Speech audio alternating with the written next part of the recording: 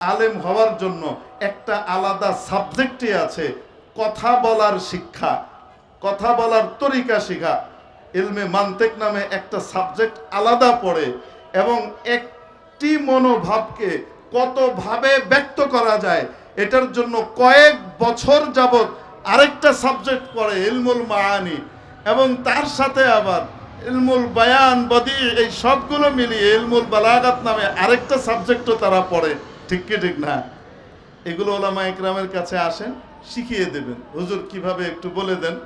আপনি বলবেন, ভাই আমার এখানে খেয়ে পরে টিকতে হলে, বাঁচতে হলে, আমার প্রয়োজন পুরা করতে হলে এখানে দোকান রাখা, ইলেকট্রিসিটির বিল, অন্যান্য জিনিস, বেতন টেতন দিয়ে সবকিছু করতে হলে 15 টাকার নিচে আমি বেচতে পারবো না। আপনি নিলে নেন, না নিলে নাই। সত্য কথা বলা যায় কি যায় না?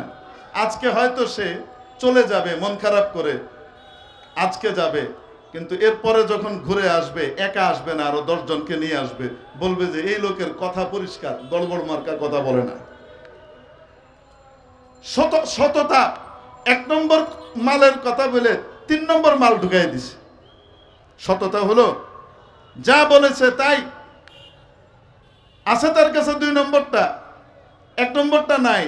1 নম্বরটা কেউ চেয়েছে, পরিষ্কার করে বলে দেওয়া, ভাই আমার কাছে 1 নম্বরটা নাই, 1 নম্বরটার মতোই দেখতে একদম 2 নম্বরটা যেটা 1 নম্বরের মতোই, এই বাজারে যা আছে সবার কাছে এইটাই, কিন্তু আপনি 1 নম্বরকে অন্য জায়গা থেকে লইয়ে লইবেন, লন, অসুবিধা নাই, কিন্তু আমার কাছ থেকে নিতে হলে আপনি জেনে শুনে নিয়েন যে এটা কি দিছি আমি আপনাকে, 2 নম্বরই দিছি, কিন্তু আপনার কাজ হবে।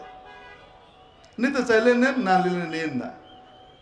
আজকে এই লোক মন খারাপ করে চলে যাবে, আপনার উপরে যে আস্থার বিশ্বাস তৈরি হবে আপনার এই সততার, সত্যবাদিতার কারণে, বুদ্ধিমান ক্রেতা আপনার কাছে আসতে থাকবে ইনশাআল্লাহ তাআলা। যেই ক্রেতা আসবে সে আপনার কাছ থেকে ছুটবে না। নবীর তরিকায় ব্যবসা করলে দুনিয়াতেও লাভ, আর আখেরাতে কি হবে? নবীজি কি বলেন জানেন? এই ব্যবসাটার কারণে, এই সত্যবাদিতার, সততার গুণ ধরে রাখবার কারণে আল্লাহ পাক তাকে একটা পুরস্কার দিবেন। সেটা হলো নবীরা যে হায়ার গ্রেডের জান্নাতে থাকবেন, সুপার স্পেশাল জান্নাত, সেই ক্যাটাগরির জান্নাতে সে নবীদের সাথে থাকবে। বড় বড় ওলিরা, সিদ্দিকরা যেই ক্যাটাগরির হায়ার গ্রেডের জান্নাতে থাকবেন, সে তার এই ব্যবসার বিনিময়ে তাদের সাথে থাকার সুযোগ পাবে। ওয়াস শুহাদা, শহীদদের সাথে গিয়ে সে থাকবে।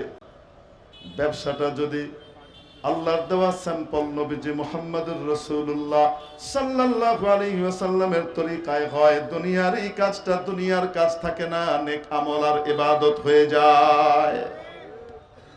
ইভেন টয়লেটে যাওয়া আসা, এটার ক্ষেত্রে নবীজির শিক্ষা আছে না নাই?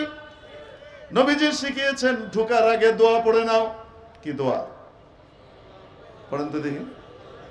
আল্লাহুম্মা ইন্নী আউযু বিকা মিনাল খুবুসি ওয়াল খাবাইস। এই দোয়া পড়ে নাও, নবীজির শিক্ষা। ঢোকার সময় কোন পা আগে, কোন পা ভিতরে যাওয়ার পরে কাজটা সেরে, ওখানেও তরিকা নবীজির শিখানো আছে, এখানে বিস্তারিত বলার জিনিস না। ঢিলাকুলুক ঠিক মতো ব্যবহার করে তারপরে পানি টানি ইউজ করে ওখান থেকে বের হওয়ার সময় আগে কোন পা? বাম পা, ডান পা। বের হওয়ার পরও একটা দোয়া আছে না নাই? গুফরানাক আলহামদুলিল্লাহিল্লাযী আযহাবা আন্নিল আযা ওয়া আফানি। যদি পুরোটুকু মনে না থাকে, সংক্ষেপে শুধু গুফরানাক, এটাও হাদিসে আছে, আছে না নাই? এই দোয়া পড়েছে। এই যতটুকু সময় সে ভিতরে ছিল এবং এসেছে, এই পুরা কাজটা, সময়টা কার দেওয়া স্যাম্পল অনুযায়ী হয়েছে? এই স্যাম্পল অনুযায়ী হওয়ার কারণে আল্লাহর কাছে এটা নেক আমল, এই পুরা সময়টা ইবাদত হিসেবে লেখা হবে। সুবহানাল্লাহ, পরশুদিন কই এই ওয়াশরুমে যাতায়াতের কাজটাও ইবাদত হিসেবে লেখা হবে, যে জন্য আল্লাহ আমাকে আপনাকে পাঠিয়েছেন। প্রতিটা কাজ নবীর তরিকায় করো। আরো উপকারিতা বলবো? এই যে ওয়াশরুমে যাওয়ার সময় যে দোয়া, এই দোয়াটা যে পড়ে যে পড়ে না, দুইজনের পার্থক্য বলবো। হাদিস শরীফে নবীজি সাল্লাল্লাহু আলাইহি সাল্লাম বলছেন, পচা জিন আছে না কিছু মানুষের ভিতরে, যেমন পচা মানুষ আছে, জিনদের ভিতরেও কি আছে? কিছু বাজে রুচির পচা রুচির জিন আছে। তারা কোথায় থাকে জানেন? ওই গান্ধার পরিবেশে গিয়ে থাকে, বাথরুমে থাকে। তো যখন কোনো ব্যক্তি দোয়া ছাড়া ঢুকে আর সে ওখানে গিয়ে কাপড় উঠিয়ে নিজের প্রয়োজন পুরা করতে থাকে, ওই শয়তানগুলো করে কি, তার লজ্জাস্থান নিয়ে খেলাধুলা করে। আরে আমার কথা না, নবীজির কথা। যে হুজুরা আছে জিজ্ঞেস করেন, আছে না নাই?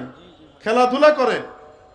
কিন্তু কোন ব্যক্তি যদি এই দোয়া পড়ে ঢুকে, রব্বুল আলামিন ওদের চোখকে অন্ধ করে দেন, তারা আর ওই লজ্জাস্থান দেখতেই পায় না। কিসের খেলাধুলা করবে?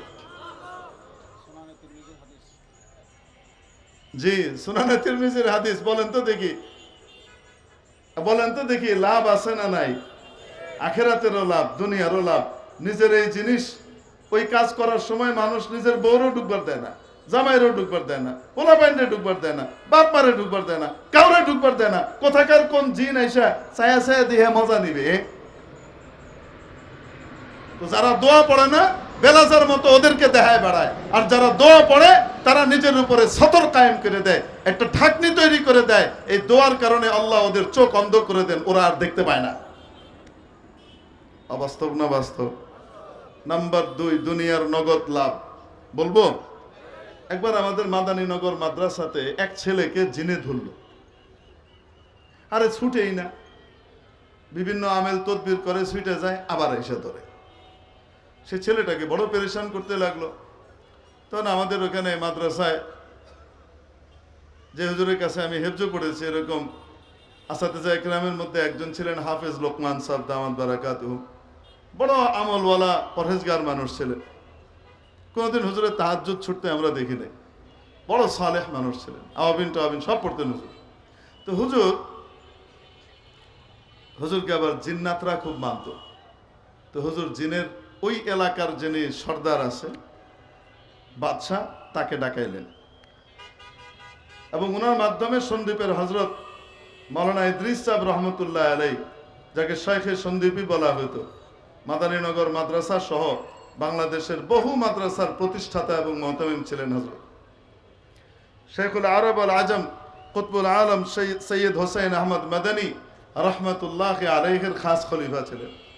তো উনি দফতরের মধ্যে আমাদের হুজুরকে দিয়ে এই জিনের বাদশাকে ডাকাইলেন।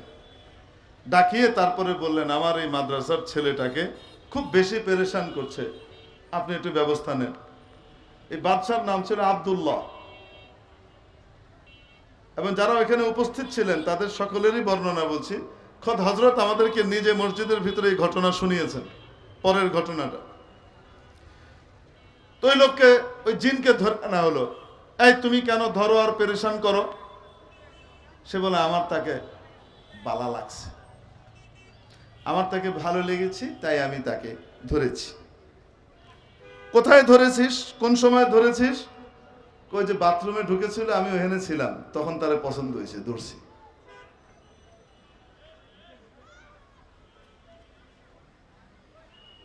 এরপরে ওই জিনের কথাও শোনা যাচ্ছে।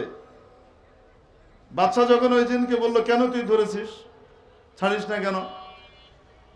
শেষে সে বলছে, হযরতকে লক্ষ্য করে বলছে, হুজুর আপনার মাদ্রাসার ছাত্র দোয়া পড়ে বাথরুমে ঢুকে নাই কেন? দোয়া পড়ে ঢুকলে তো আমি কেন, সারা দুনিয়ার কোনো ক্ষমতা ছিল না তাকে ধরার। আল্লাহ পাকের প্রোটেকশন তার সাথে থাকতো। আমাদের অনেক শক্তি আছে ঠিক, কিন্তু নবীর সুন্নতের সামনে আমাদের কোনো শক্তি নাই। ছেলে যদি দোয়া পড়ে ঢুকতো, আমি কেন, কোনো মান্ডভূতেরও ক্ষমতা ছিল না যে তাকে ধরবে, পাকড়াও করবে। এজন্য নবীর সুন্নতের উপরে চললে দুনিয়াও লাভ, আখেরাতেও লাভ। অবাস্তব না বাস্তব? ওলামায়ে কেরাম আছেন, জিজ্ঞেস করেন। আজকে আমাদের সামনে কত রুগী নিয়ে আসে, জিনে ধরেছে, হুজুর ছাড়ে না, ঝয় ঝামেলা, হুজুর ছাড়ে না, বড় পেরেশান করে, এই করে সেই করে। মানসিক ডাক্তারের কাছে নিয়ে সিডেটিভ একটার পর একটা দিয়ে, ইনজেকশনের পর ইনজেকশন একটা দিয়ে, ঘুমের রোগ দিয়ে, এই দিয়ে সেই দিয়ে, কাজ হয় না, পাগল হয়ে যাচ্ছে। কি হয়েছে? শেষে ধরা পড়ে যে জিনে ধরেছে। কোত্থেকে ধরলো জিজ্ঞেস করলে বলে, ওই যে মাগরিবের আগ দিয়ে চুল খুলে হেঁটে বেড়াইতেছিল, তাই ভাল লাগছে, ধরছি।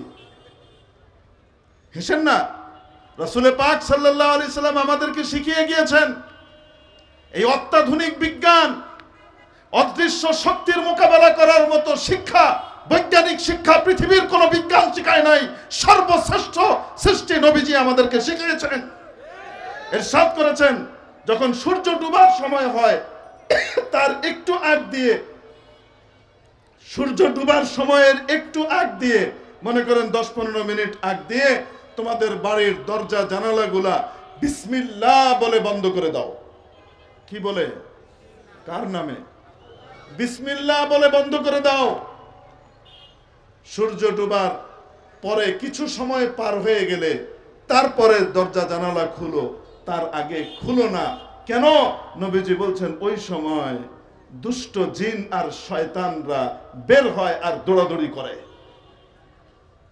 ওই সময়টায় তুমি দরজা জানালা খুলে রেখেছো, আর ওখান দিয়ে সে ঢুকেছে, ঢুকে তোমার বাচ্চাকে ধরেছে,